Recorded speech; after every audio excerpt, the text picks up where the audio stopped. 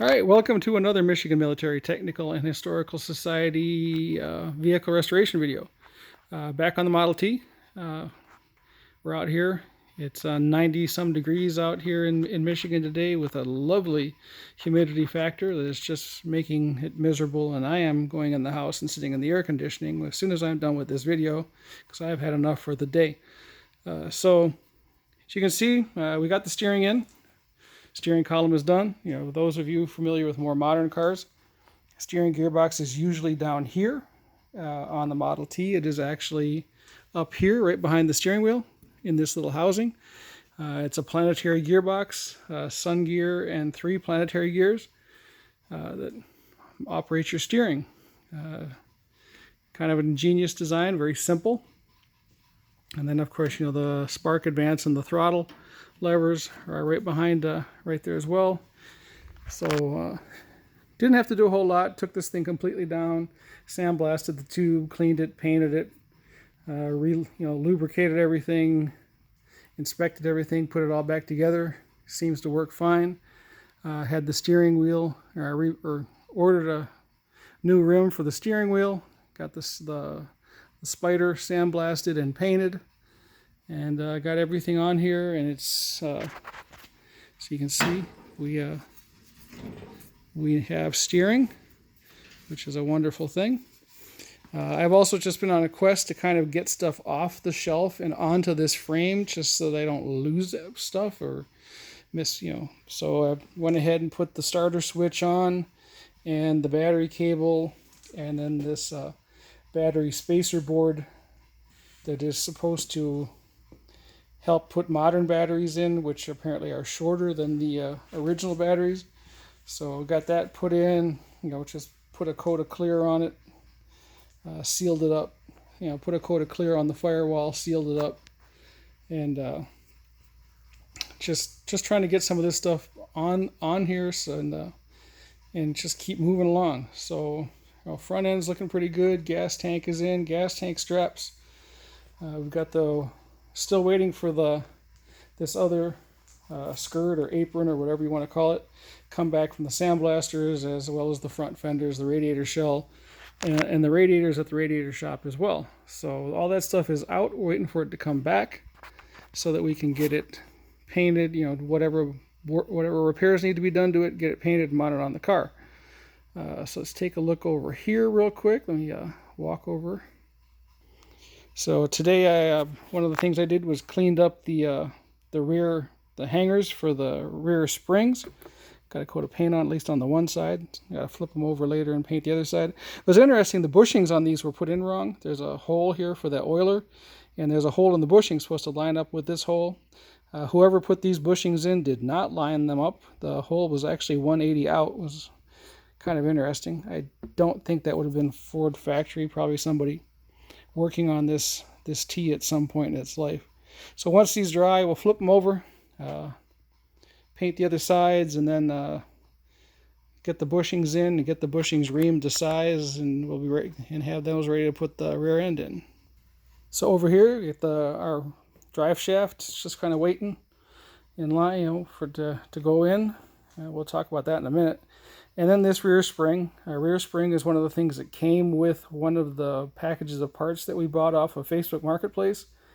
Somebody had already cleaned it, put it in POR 15, rebuilt it, put new bushings in the end.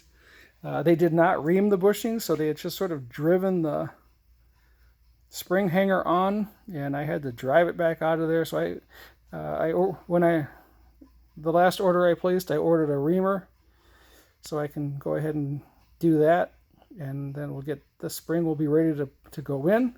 So we're going to pivot over here, and hold on a second, let me get this light so we get a better look. So as you can see, rear end is in the holding fixture. I ended up just taking this rear axle. For those of you who saw some of the previous videos, I ended up just using a bunch of brake cleaner, a lot of rags, and wire brushes, and I cleaned the rear end up myself rather than taking it. I was going to take it out and get a hot tank, but I just couldn't find anybody. Nobody has a hot tank anymore, and I think a jet washer would have been pointless.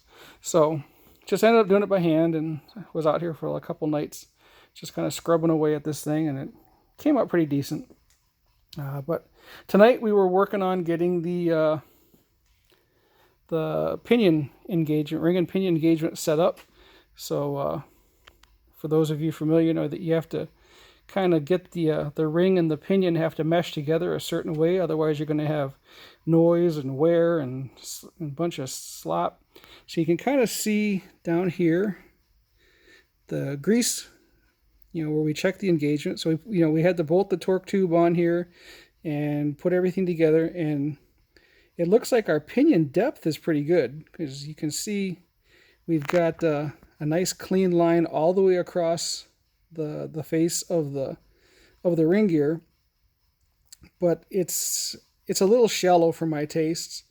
So you can see that line is not even halfway down, so it's really just engaging at the tip of the ring gear, and you want that engagement a little bit deeper than that, or actually quite a bit deeper than that in this case. So what needs to happen is the ring gear needs to come toward the pinion. So you need to take the ring gear back off, put a shim behind it, which will move it this way, and hopefully we'll get a little deeper engagement.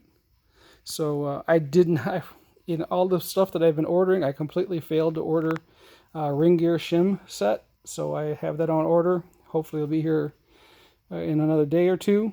And so we'll pull this back out of the axle housing, knock this ring gear off, put the shim behind it, and then redo this whole process again to check the depth. And if we're happy with that depth, then we can, everything will get packed with grease for one final time, put back together, all torqued down and assembled for the final time. And then hopefully the next time I shoot one of these videos, this rear axle will be underneath the car and will be off of my workbench, where it has been living now for the last several months. So I would be very happy to have my workbench back and have this thing underneath the car and ready for the engine to come in whenever it is done at the machine shop. So that's kind of where we're at. And so, check us out. MIMTHS.org is the museum website.